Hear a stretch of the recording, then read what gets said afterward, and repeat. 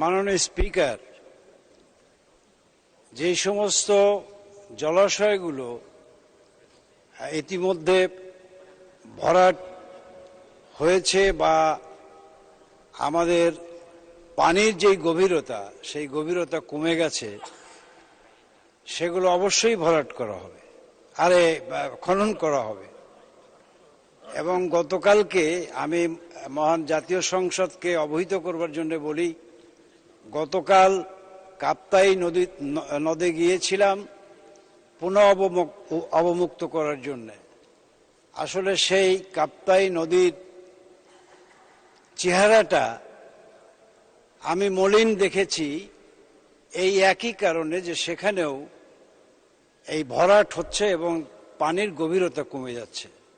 মাননীয় প্রধানমন্ত্রী বঙ্গবন্ধু কন্যা শেখ হাসিনা তিনি ইতিমধ্যেই সিদ্ধান্ত নিয়েছেন, নির্দেশ দিয়েছেন যে এই সমস্ত জলাশয়গুলো যেখানে যেখানে ভরাট হচ্ছে তা পুনর্খননের ব্যবস্থা গ্রহণ করা হবে। মাননীয় স্পিকার, আপনাকে ধন্যবাদ।